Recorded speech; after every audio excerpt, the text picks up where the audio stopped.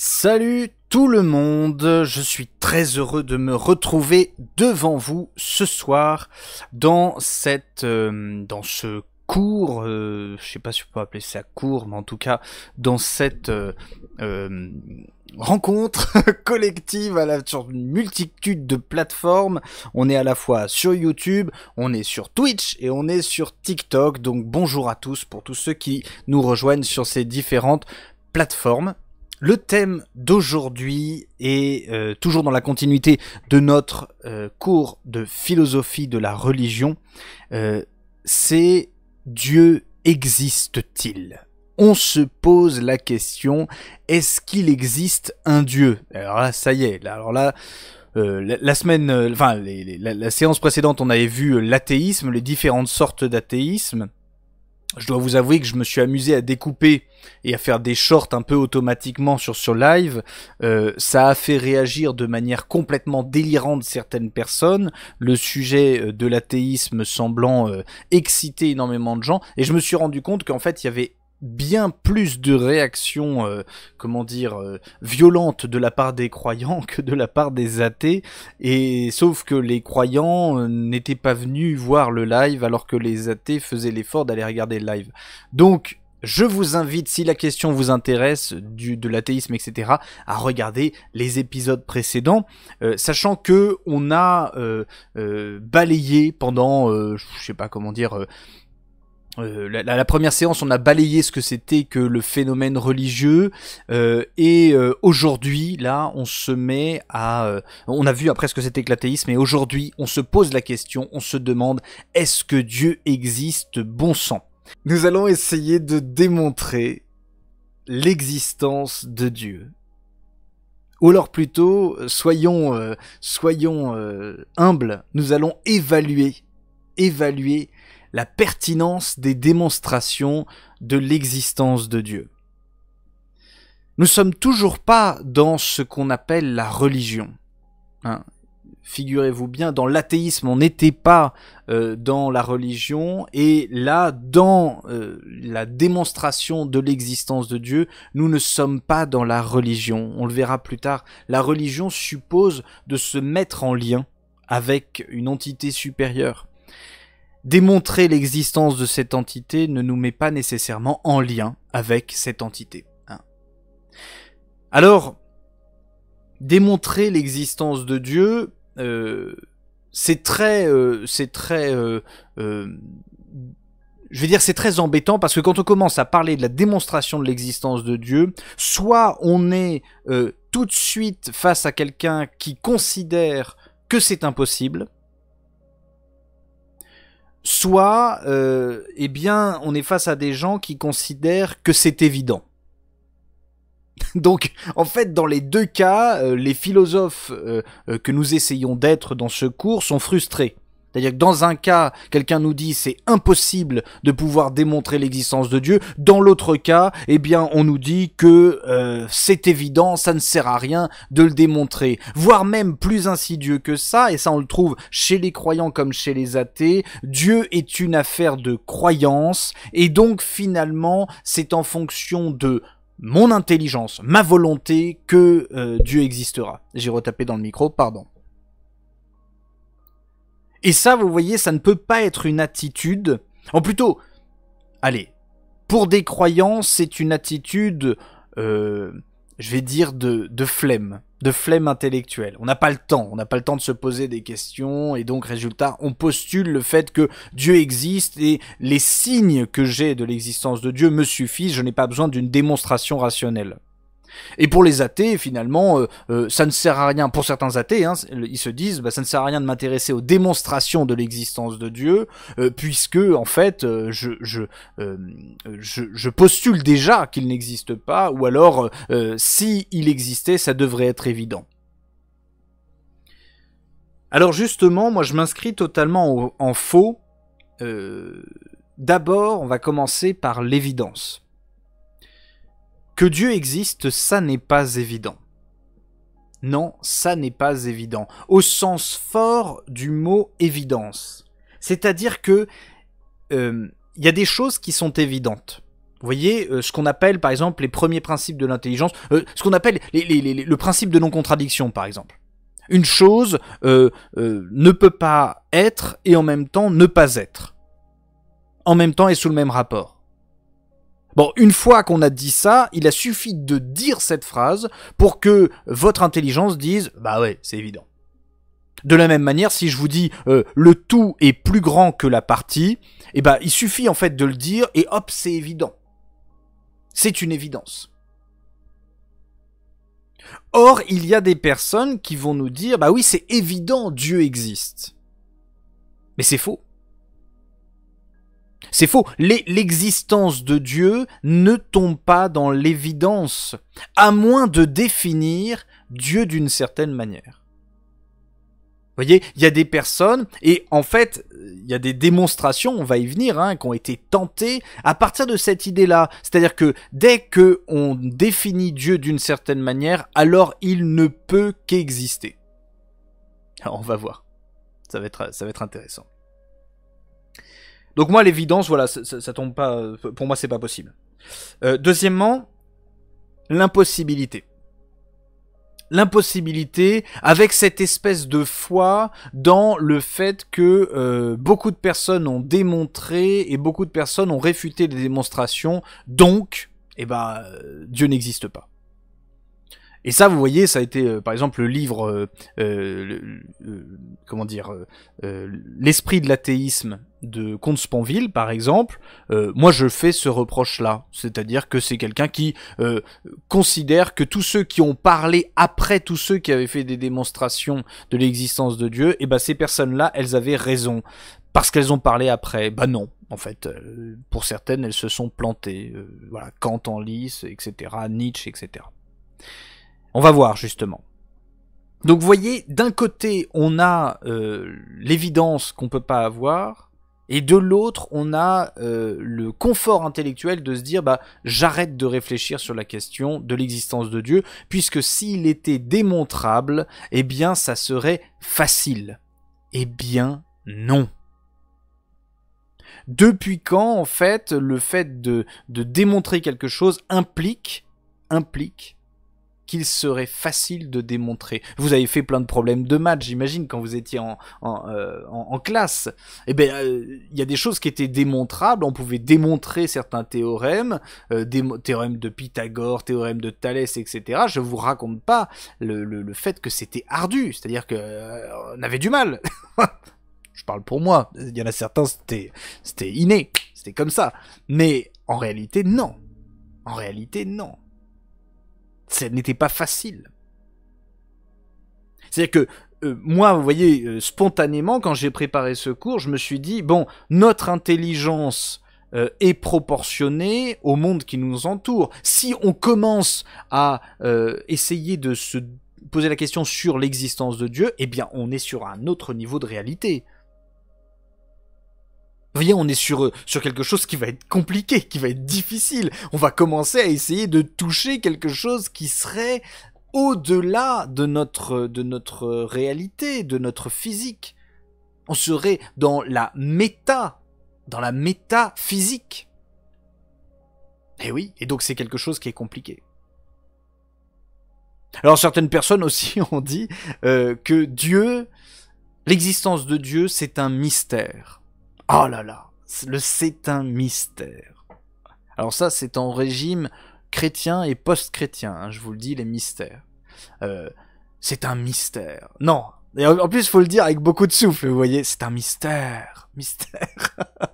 Non, ça peut pas être un joker intellectuel, le fait de dire c'est un mystère. Et d'ailleurs, même pour les chrétiens catholiques, notamment les catholiques, il y a marqué dans leur catéchisme, les catholiques, dans les premiers numéros, l'existence de Dieu est du fait de la raison. L'existence de Dieu est du fait de la raison, sans quoi toute révélation et tout acte de foi serait irrationnel.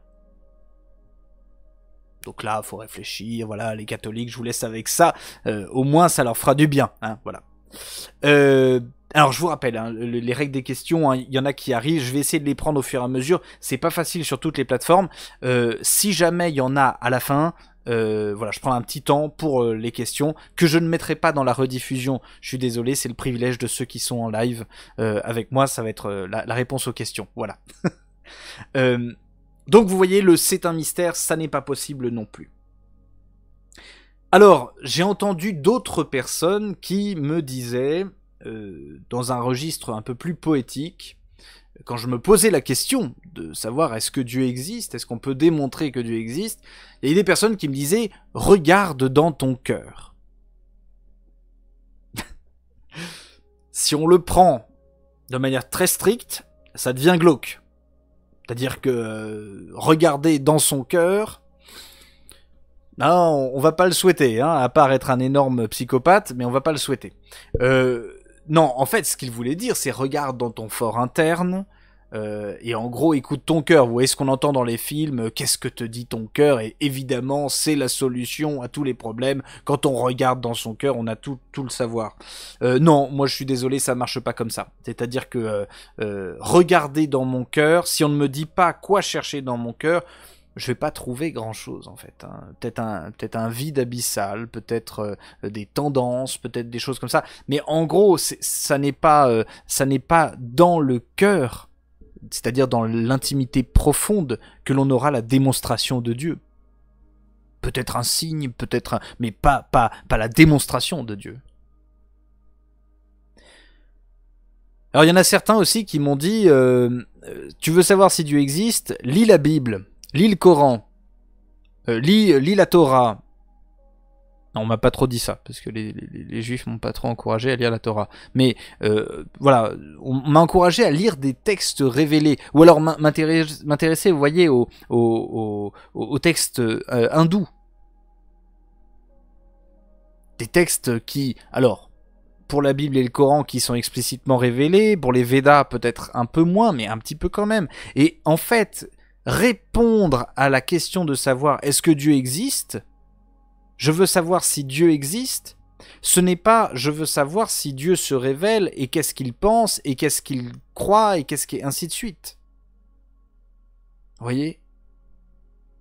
C'est-à-dire que démontrer l'existence de Dieu, c'est un acte qui est à partir de notre intelligence. Si l'on regarde le monde, si on regarde l'être humain, est-ce qu'on peut prouver ou démontrer l'existence de Dieu? Enfin, la troisième chose qu'on m'a proposée, c'était de regarder les preuves scientifiques. Les preuves scientifiques de l'existence de Dieu. Alors, malheureusement, il n'y en a pas. Il n'y a pas de démonstration scientifique de l'existence de Dieu. Je vais y venir à Spinoza. On peut pas parler, voilà, on peut pas montrer, on peut pas démontrer l'existence de Dieu par la science. On peut dire quoi par la science? Il nous manque quelque chose pour expliquer un phénomène. C'est uniquement ça que vous pourrez entendre d'un scientifique. Il nous manque une cause. Il nous manque une cause, et peut-être que cette cause, soit c'est une existence d'une entité, etc., soit c'est que notre système d'explication du monde n'est pas adapté au monde. Et donc ça n'est pas une démonstration, c'est un indice, c'est un probable, c'est un peut-être, vous voyez qu'on peut dire. Mais en réalité, vous ne pouvez pas démontrer l'existence de Dieu par des faits scientifiques. Alors, je ne dis pas que c'est pour les croyants, c'est toujours très intéressant de voir qu'ils sont confortés par leur raison. Évidemment, ils sont confortés par leur raison à partir des preuves de l'existence de Dieu. Mais moi, ça manque un petit peu si on part du fond philosophique. Alors, je vous ai pris, j'ai pris pas mal de notes et pas mal de trucs, parce que il y a eu dans l'histoire plusieurs preuves de l'existence de Dieu. Plusieurs preuves de l'existence de Dieu qui sont plus ou moins fortes. plus ou moins fortes et plus ou moins, je vais dire, probantes. Voilà. La première, ce que j'ai beaucoup aimé, c'est quand on m'a sorti, vous savez, les arguments de Descartes, d'Anselme, etc. Je vais essayer de vous les expliquer de manière un peu plus simplifiée. C'est que pour Anselme, si je vais vous lire ce qu'il écrit et je vous l'explique si jamais c'est un peu compliqué. Si donc ce qui est tel que rien ne peut se penser de plus grand est seulement dans l'intelligence, cela même qui est tel que rien ne peut se penser de plus grand est qu'on peut penser quelque chose de plus grand. Mais cela est à coup sûr impossible. Il est donc hors de doute qu'existe quelque chose de tel que rien ne peut se penser de plus grand, et cela tant dans l'intellect que dans la réalité. Super, on est largué, voilà. Je veux dire, moi, quand j'ai lu cette phrase la première fois, j'ai fait oui, est-ce qu'on peut la relire une deuxième fois, si vous voulez. Alors, il y en a certains, sûrement dans le chat, qui ont tout compris déjà, hein, et donc bravo à vous, et voilà. Mais pour nous, pauvres mortels, on va essayer de revenir à quelque chose de plus basique.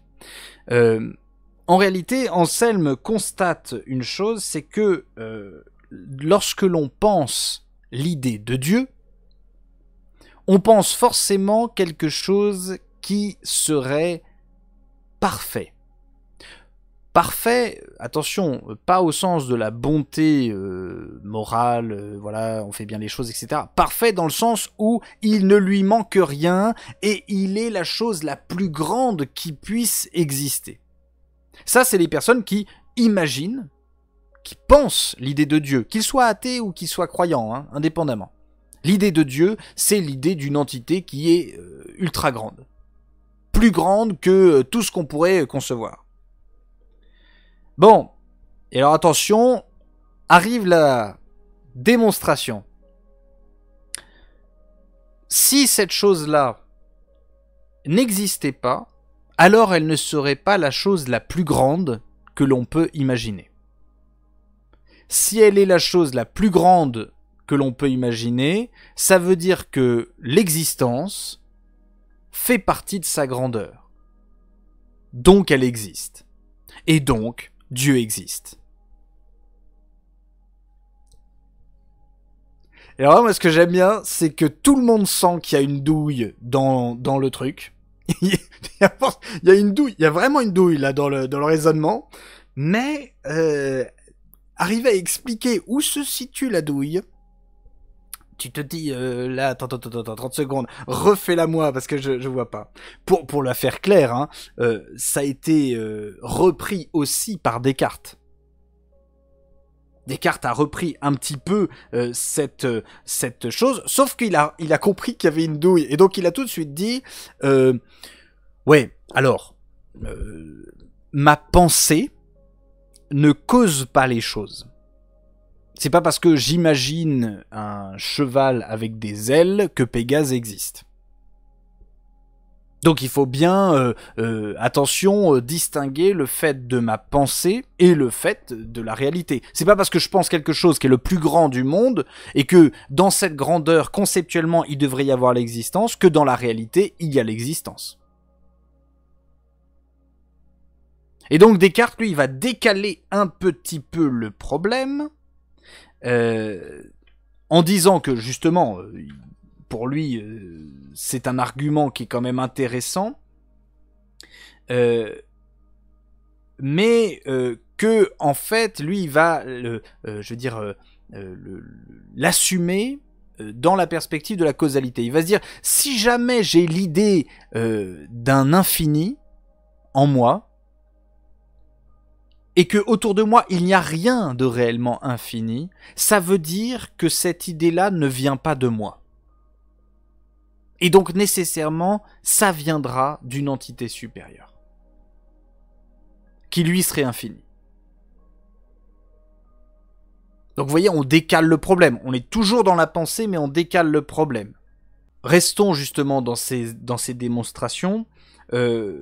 ces démonstrations, en fait, elles reposent sur un problème, et c'est Leibniz qui l'a bien montré, hein, qui a montré que, en fait, c'est en raison de notre manière de définir Dieu que on lui fait découler l'existence. Et donc, en fait, il y a une espèce de pétition de principe. C'est-à-dire que je dis que Dieu est l'être le plus parfait et j'admets que l'existence fait partie de la perfection ou que l'infinité fait partie de la perfection. Et donc, je considère que ce Dieu-là existe. Et ça, vous voyez, je pense que Leibniz, il a bien vu par l'argument modal, par ce genre de choses, hein, mais il a bien vu, il a dit, attention, il y a une pétition de principe. Ce qu'il faudrait, ce serait que on arrive à prouver qu'il est nécessaire que Dieu existe. Pas en raison de la définition qu'on a de Dieu, mais en raison de la réalité qu'est Dieu et qu'est le monde. Et vous voyez, là, on déplace le problème. Et alors justement, on arrive à d'autres arguments. Et en fait, dans ces arguments, on est obligé de remonter un petit peu plus loin. Parce que là, on a vu les philosophes modernes qui s'amusaient avec Anselme, en le caricaturant, c'est vrai, en le détraquant un petit peu. Il faut savoir que Anselme n'avait pas pour but de démontrer l'existence de Dieu, en fait. Anselme, lui, ce qu'il voulait, c'était prier. Et en fait, le texte qu'on a pris comme démonstration de l'existence de Dieu, c'est une prière envers Dieu. Et donc en fait, Anselme ne cesse de dire que l'immensité de Dieu est tellement grande et tellement incroyable, que finalement ça ne fait que corroborer son existence. Vous voyez, c'est ça qui est fou. Mais moi je vais vous prendre autre chose, d'autres arguments. Et alors je vais prendre un argument, d'abord, chez notre ami Harry Potter. Non, Aristote. Aristote, alors lui, il faut savoir, c'est un philosophe, moi je l'apprécie beaucoup, c'est un philosophe qui a écrit un livre qui s'appelle Les Physiques, dans lequel il veut étudier la nature. Voilà, c'est ça, c'est la nature. Alors, ce qui se passe, c'est que Aristote ne veut surtout pas arriver à l'existence de Dieu. Il ne veut surtout pas arriver à l'existence de Dieu. Et tout son bouquin, c'est d'essayer d'envisager toutes les solutions qui ne seraient pas Dieu pour expliquer la nature.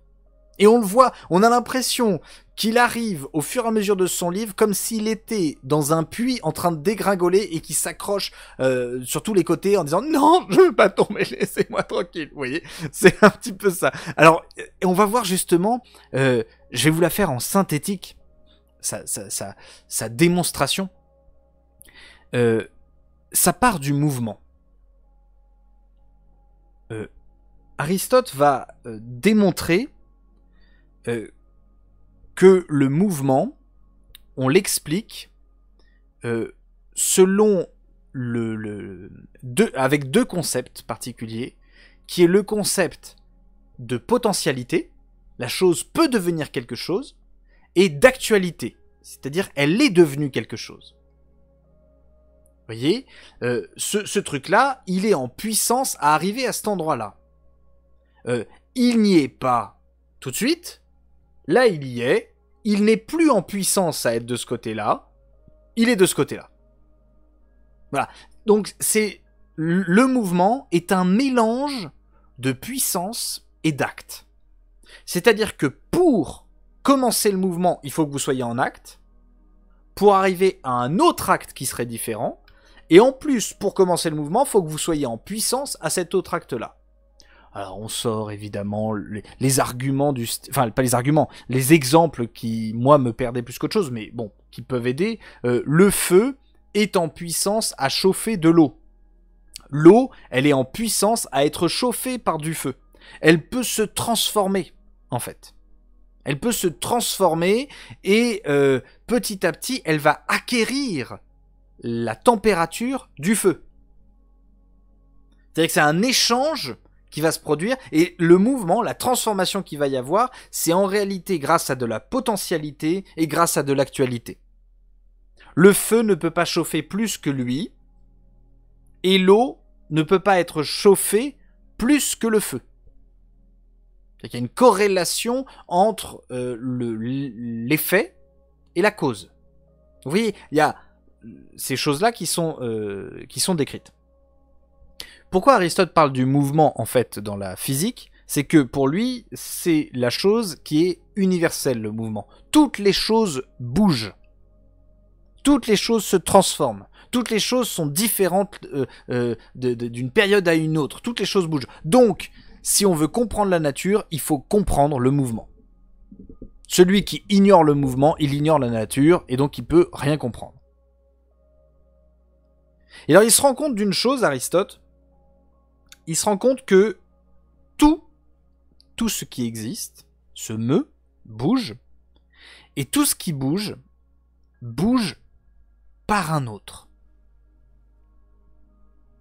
C'est toujours un autre qui produit le mouvement. Pour le dire de manière plus spécifique et plus précise, c'est toujours un autre qui cause l'acte duquel la chose est en puissance. Et donc, vous voyez par exemple, on va prendre, n'importe quoi, vous prenez même un atome, vous prenez l'électron, vous pouvez machin, il est en mouvement en raison d'une signature énergétique qui se trouve à un autre endroit, d'une force de gravitation qui se trouve à un autre endroit, etc. Bref, il y a un maillage de causalité qui transmettent de l'acte. Cette transmission d'acte, Aristote, il va dire, c'est génial, tout est interconnecté, et si on remonte la chaîne causale, eh bien, à quoi on arrive ? Le problème, c'est que Aristote se rend compte que l'infini ne peut pas exister d'un point de vue physique. Il peut exister d'un point de vue physico-mathématique, ou mathématique, mais il ne peut pas exister d'un point de vue physique. Exemple, tu peux diviser les choses à l'infini, mentalement, dans ta tête. Physiquement, si tu essayes de diviser les choses à l'infini, à la fin, tu arrives à une bombe atomique. C'est-à-dire, dès lors que tu fissures un atome, alors attention, il faudrait que ce soit un atome particulier, mais en gros, si tu fissures un atome, eh bien, tu peux pas conserver les deux parties, elles vont disparaître. Pareil si tu fissures un quark, et ainsi de suite, et ainsi de suite. En gros, il se trouve qu'il y a une résistance du physique à l'infini. Pareil du point de vue de la grandeur. Le monde infini, en réalité, ça n'est pas possible. C'est un monde pas infini, j'ai failli dire infini. C'est un monde grand, mais en fait grand, ça veut rien dire ce que je viens de dire, ça n'exprime pas du tout ce que je veux vous dire. C'est un monde gigantesque. Un monde dont les limites nous sont inconnues. Dont le fonctionnement des limites nous sont inconnus. Mais ça ne peut pas être infini. Et d'ailleurs, il y a des théories, vous voyez, faites par des mathématiciens, qui obligeraient en fait l'univers à créer son propre espace-temps lorsqu'il se dilaterait.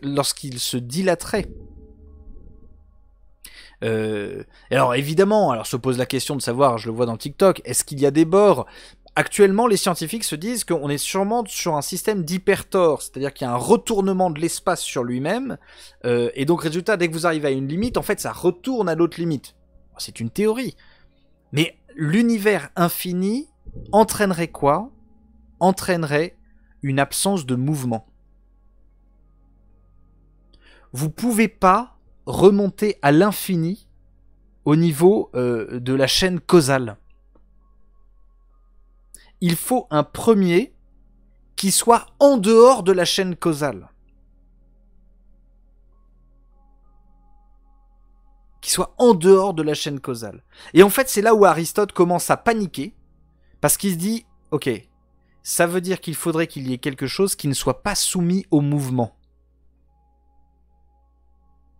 Vous voyez, pour qu'il y ait quelque chose qui soit premier dans l'ordre causal de la transmission d'une actualité, c'est-à-dire capable de faire passer à l'acte, d'actualiser les potentialités des choses, il faudrait quelque chose qui soit absolument dénué de toute potentialité, qui soit seulement actualité. Or ça n'est pas dans le régime physique compréhensible. Et donc, il est nécessaire pour Aristote. Et là, vous voyez, on n'est plus du tout sur la question de on ne sait pas comment ça fonctionne. Et voilà, c'est que Aristote, regardant le mouvement, se dit, si jamais les choses bougent, se meuvent, alors il est nécessaire que dans la chaîne de causalité, il y ait un premier qui ne bouge pas. Et pas qu'il ne bouge pas dans le sens qu'il soit immobile dans le sens, d'une montagne qui serait immobile, ou vous voyez, un géant au centre de l'univers qui serait en train de faire mouvoir l'ensemble de l'univers. Non. Il faut qu'il y ait quelque chose qui soit en dehors du genre du mobile, en dehors de toute mobilité. Et donc qui soit indépendant de la matière.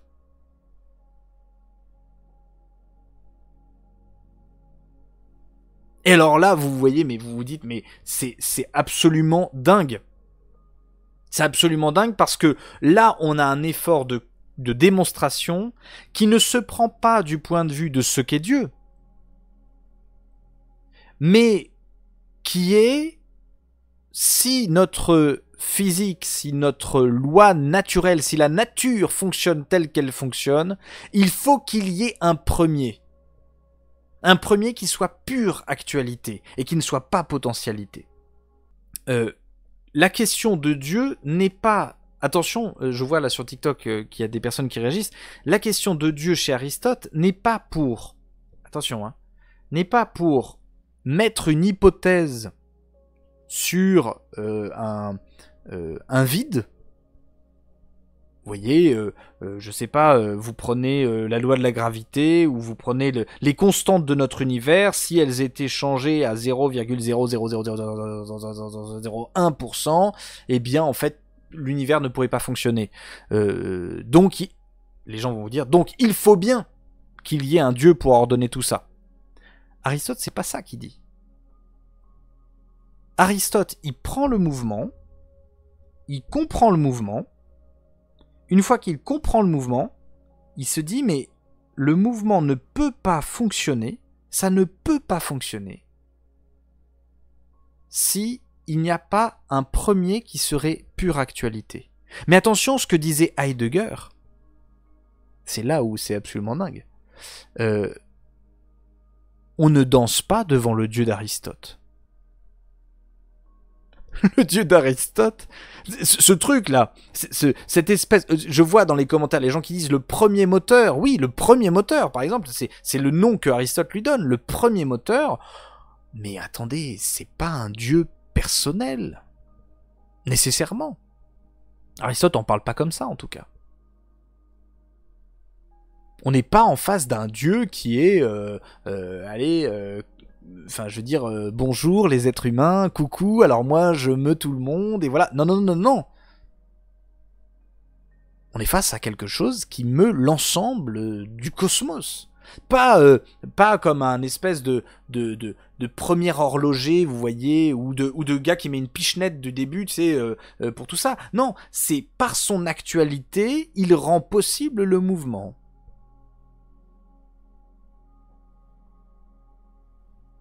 Et on vient...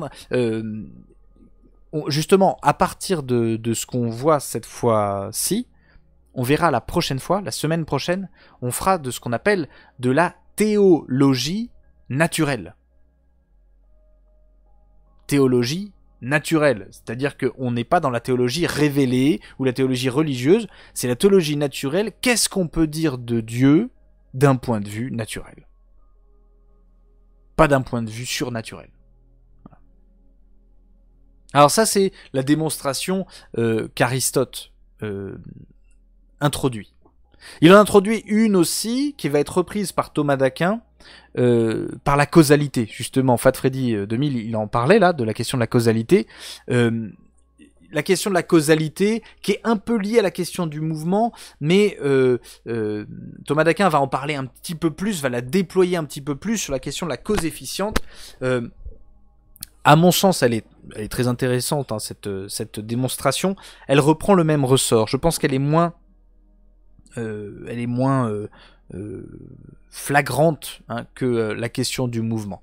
La question du mouvement, en fait, elle oblige à penser un premier acte, et que certains vont appeler Dieu.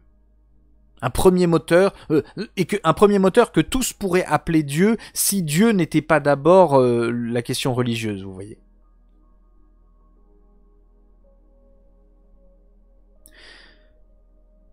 Alors ensuite, il y a une troisième. Alors là, c'est Leibniz et c'est aussi Spinoza. Alors c'est Thomas d'Aquin aussi, Aristote en a un petit peu parlé, etc. Bref, vous savez, la philosophie, c'est très peu de paroles et beaucoup d'échos. Hein. Donc faut pas s'étonner s'il y a beaucoup de choses qui se répètent. C'est la question du possible et du nécessaire. Alors là, ça suppose un esprit un peu métaphysique.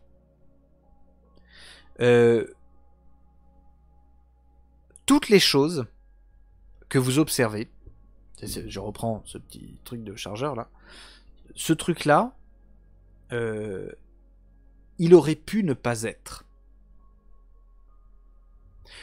Pour le dire autrement, il n'a pas en lui-même son principe d'existence.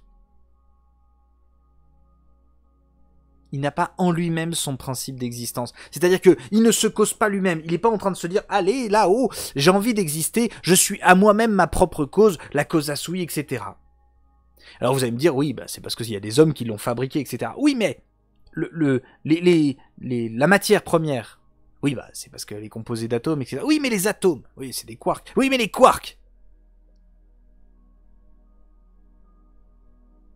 oui, mais les quarks.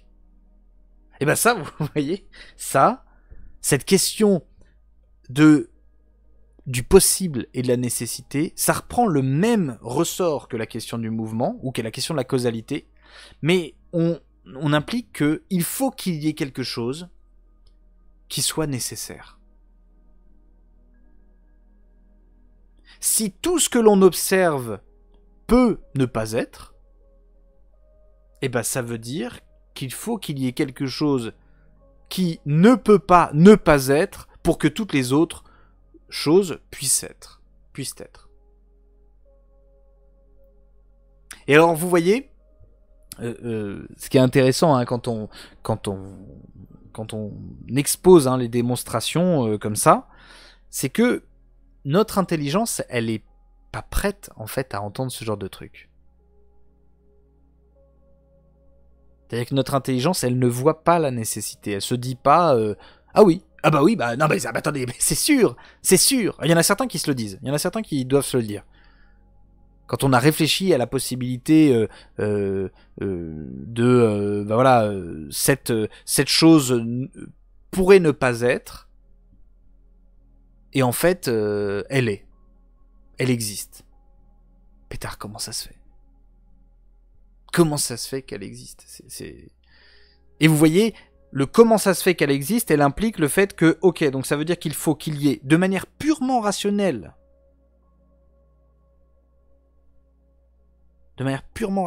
ça veut dire qu'il faut qu'il y ait quelque chose qui soit, et qui soit de manière nécessaire.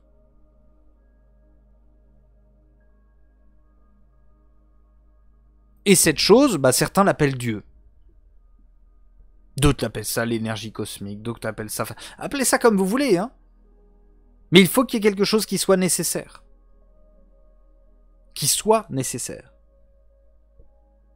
Alors ensuite, il y en a une autre voie, une autre démonstration de l'existence de Dieu, Et cette démonstration, c'est la question de la finalité.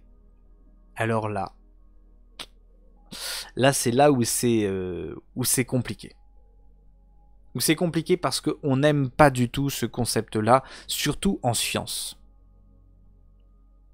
La finalité, on n'aime pas ça parce que ça, justement, en fait, la question de la finalité, elle implique automatiquement l'idée d'une cause qui ordonne à la finalité.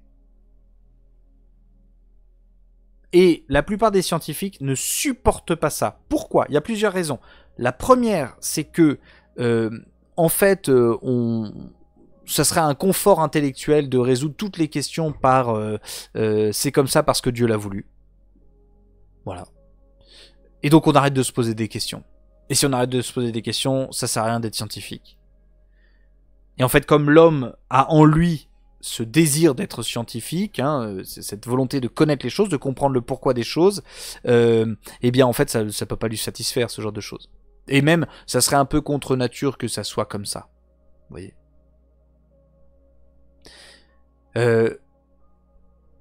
Donc, la question de la finalité, elle est évacuée pour cette première raison. La deuxième raison, c'est que malheureusement, ça suppose une attitude contemplative qui est très difficile pour les scientifiques qui ont tendance à utiliser la physique physico-mathématique.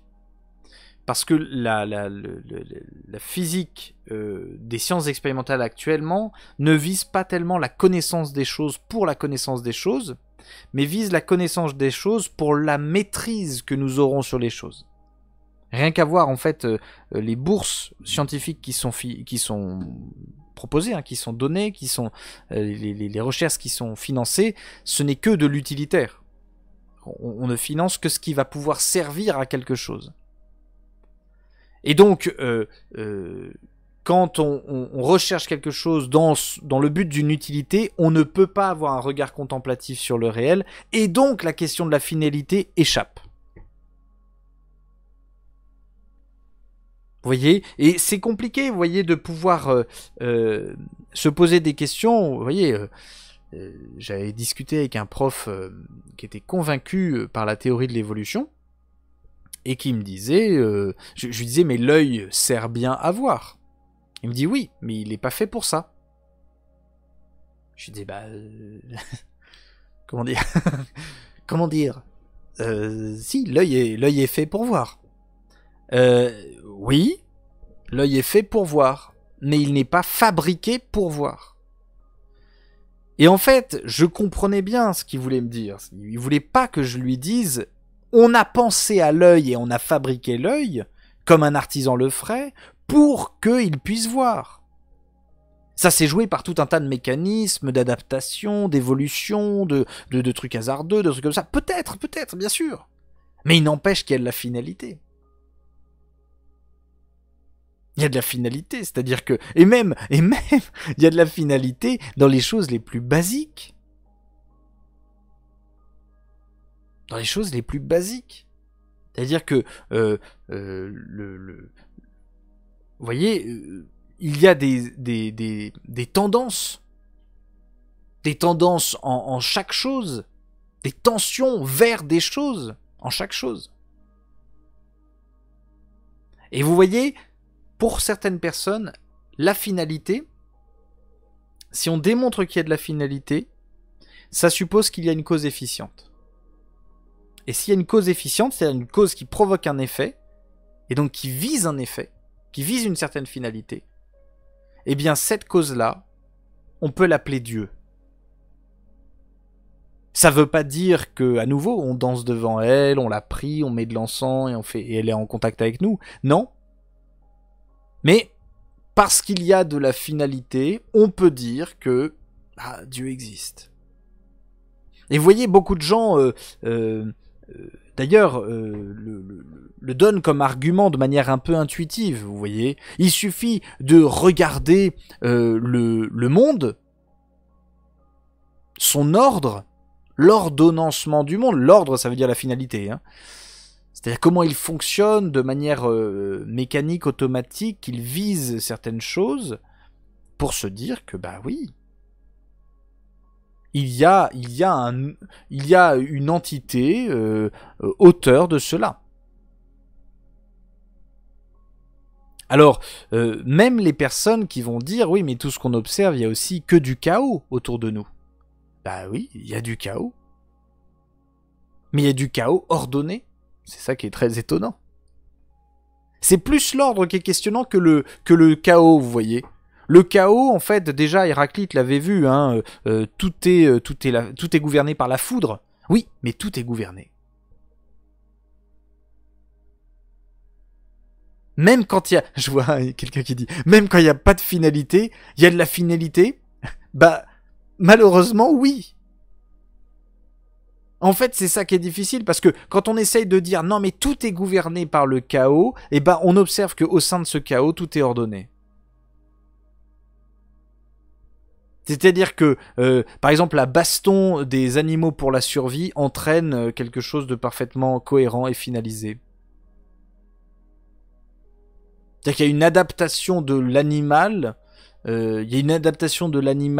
à tout ce qui l'entoure.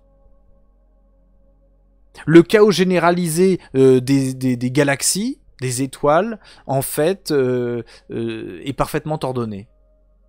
Non, mais vous voyez, en fait, c'est quelque chose qui est absolument dingue. C'est absolument dingue, en fait. De se dire que quand on regarde en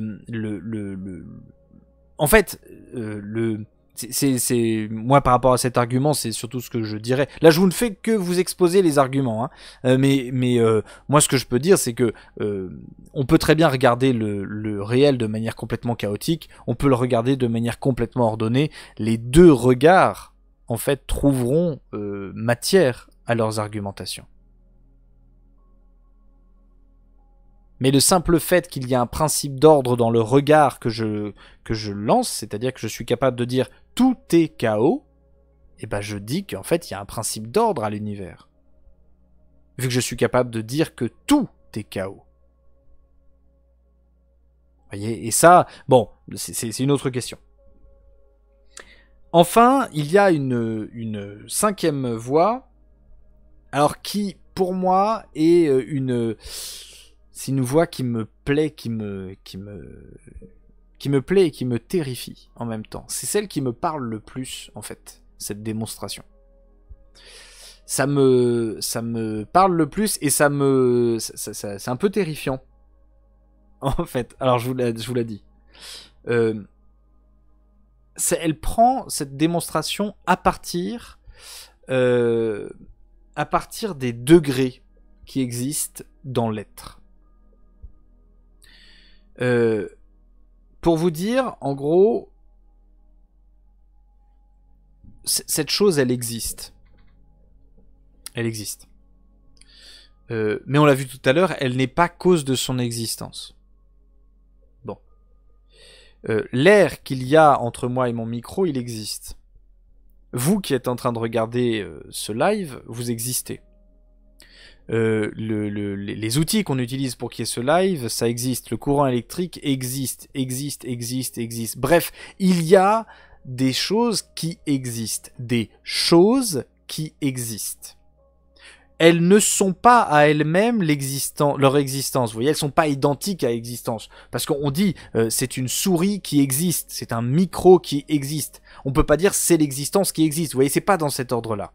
Mais donc ça veut dire que c'est bien quelque chose qui existe et qui n'est pas cause de sa propre existence.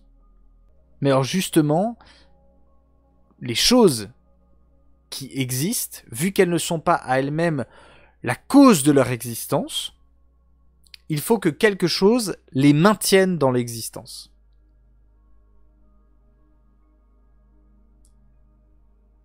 Et quelque chose qui ne soit pas quelque chose qui existe. Sinon, il faudrait autre chose qui maintienne cette chose dans l'existence. Et à nouveau, et ainsi, et à l'infini. Cette existence, ça veut dire que il y a, au-delà de ce qui existe, quelque chose, pas quelque chose, il y a l'existence qui cause l'existence des choses qui existent. Là, on est dans de la haute métaphysique, donc ça peut faire un peu charabiant, ça peut faire un petit peu jargonnant et compagnie. Christella, tu dis l'énergie, par exemple. Mais l'énergie, c'est encore quelque chose qui existe. Il faudrait quelque chose qui soit... il faudrait que l'essence de cette chose, ce soit de l'existence. À laquelle les choses participent de manière plus ou moins grande. C'est-à-dire que, voyez, ce qui est bien, ce qui est vrai, ce qui est en adéquation avec toutes les choses, eh bien, participe davantage que ce qui est mauvais, ce qui est faux, ce qui est en inadéquation.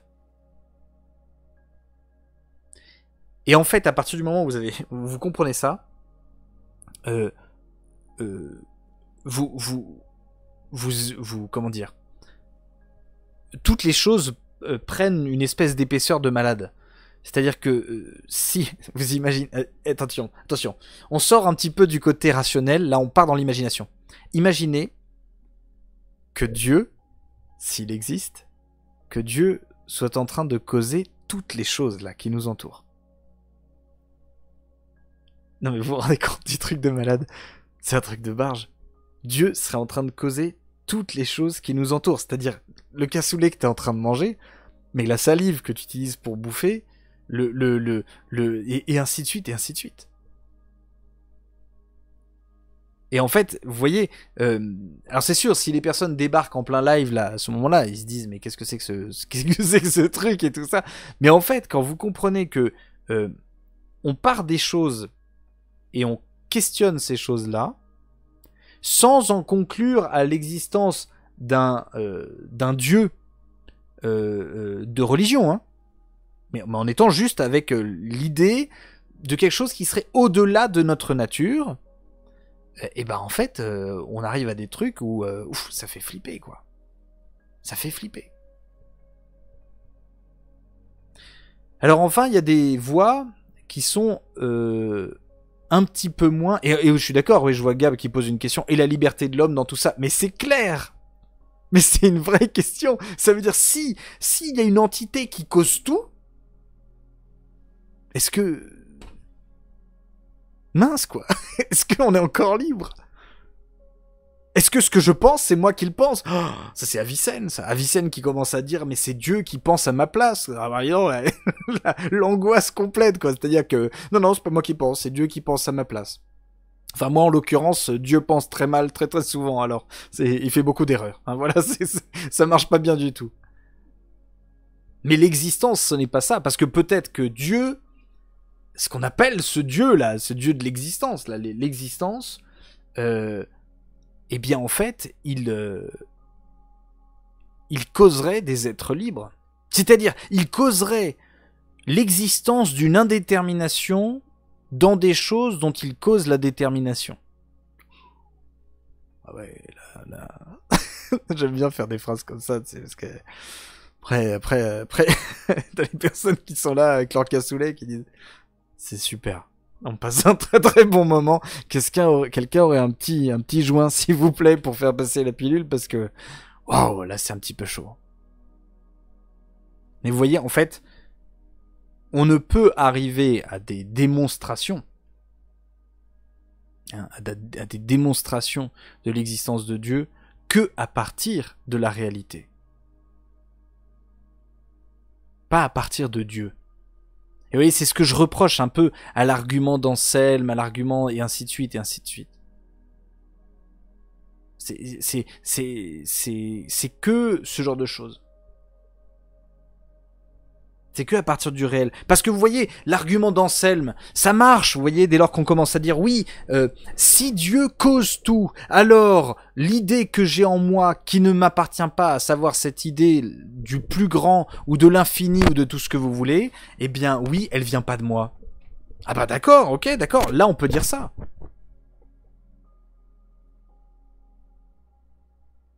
Mais en dehors de ce cadre de démonstration-là, c'est très difficile, c'est très compliqué. Très compliqué. Et enfin, il y a une dernière voie pour l'existence de Dieu, dont j'ai pas parlé, qui est un peu en lien avec ce que je viens de dire, mais qui est davantage pas une démonstration, pardon, mais une intuition. Une intuition qu'il existe quelque chose de plus grand.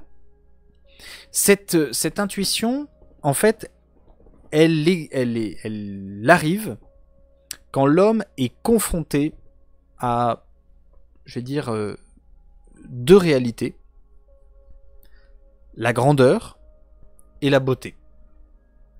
Vous voyez, quand vous écoutez une musique qui vous plaît particulièrement, là pour les musiciens je parle, hein, qui vous plaît particulièrement, vous l'entendez pour la première fois et qui éveille en vous quelque chose un peu mystérieux, à la fois une joie, je sais pas, ouais, c'est une joie, un grand plaisir, et en même temps s'y mêle, très, très bizarrement, alors que c'est une super belle musique, c'est super beau, c'était génial, un tout petit peu de mélancolie.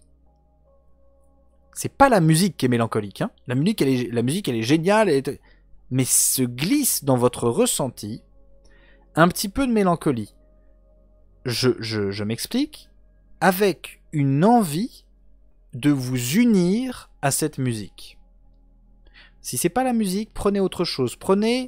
Vous êtes au sommet d'une montagne, vous venez de la gravir, vous observez l'ensemble de la vallée, j'ai encore tapé dans le micro, pardon, l'ensemble de la vallée en bas de vous, avec des nuages, avec des trucs comme ça, un magnifique paysage. Vous avez envie de vous y unir. Vous avez envie de vous unir à ce genre de truc. Vous avez envie que ce moment ne s'arrête jamais. Pour certaines personnes, ça peut arriver aussi dans la relation, dans la fête, et ainsi de suite, et ainsi de suite, et ainsi de suite. Vous voyez, le fait de vouloir s'unir à quelque chose qu'on a saisi comme ordonné et dont l'ordre nous dépasse.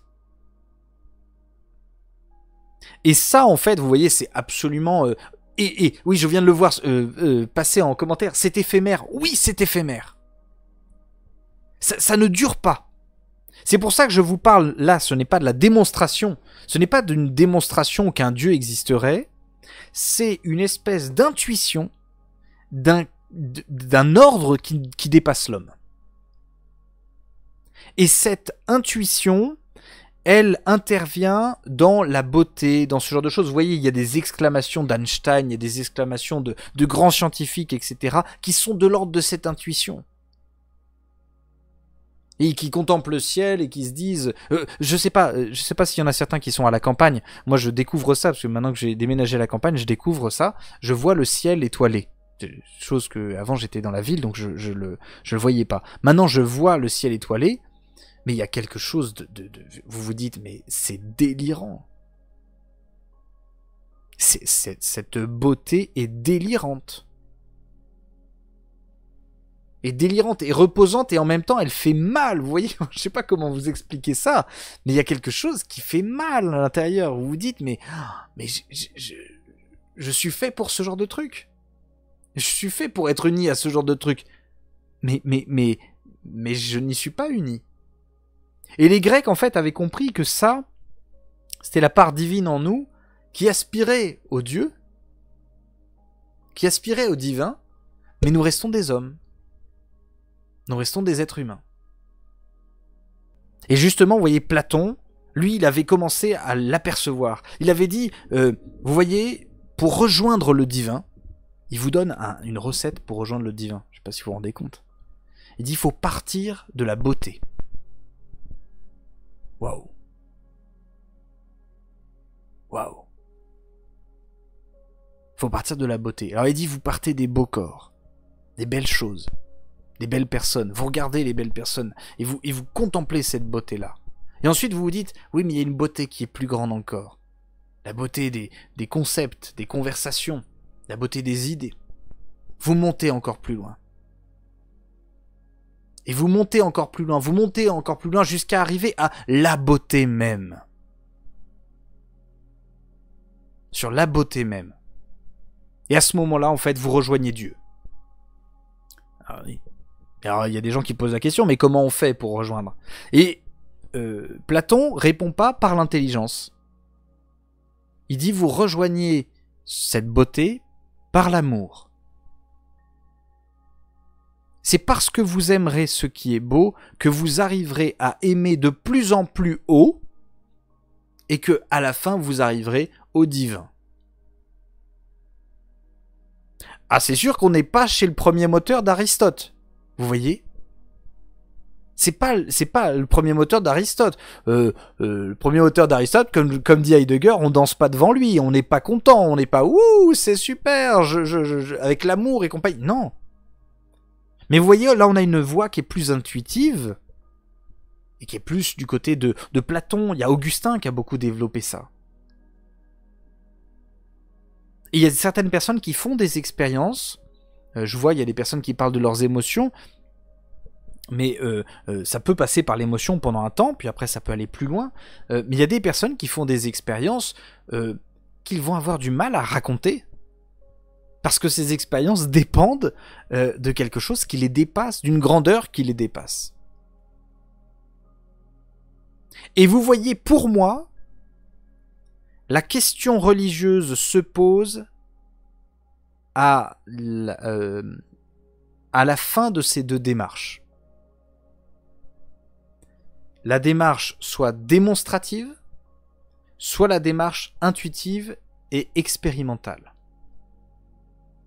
Vous voyez, la démarche démonstrative, on arrive à la fin d'une démonstration, et donc on se pose la question, très bien, j'ai démontré qu'il y avait une entité un petit peu... voilà, une entité qui dépasserait l'ensemble du monde réel.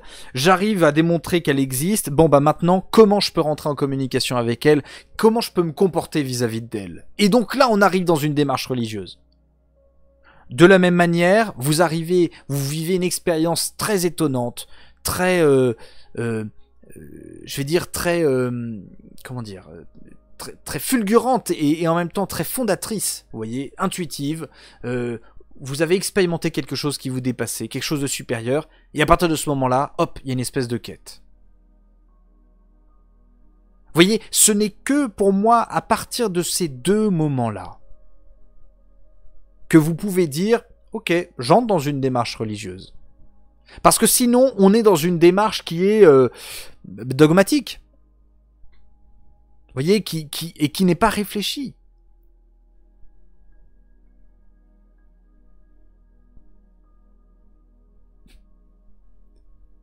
Et donc vous voyez, ça va être le sens des prochaines séances. On va faire de la théologie dite naturelle, c'est-à-dire qu'est-ce qu'on peut dire de Dieu en fonction de ces démonstrations, c'est-à-dire que si on admet que ces démonstrations sont valables, bon bah voilà, qu'est-ce que ça implique de ce que c'est que Dieu?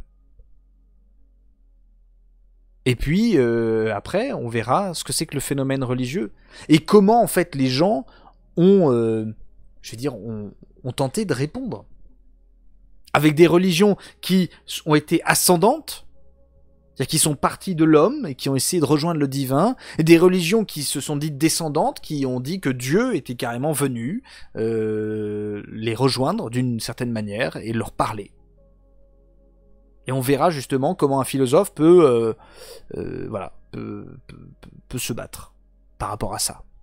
Comment on peut arriver à discerner la vérité. Voilà. En tout cas, cette séance est terminée. Je vais commencer à répondre aux questions. J'ai vu qu'il y en avait pas mal. Voilà. Passez une très très bonne soirée tout le monde. Ciao.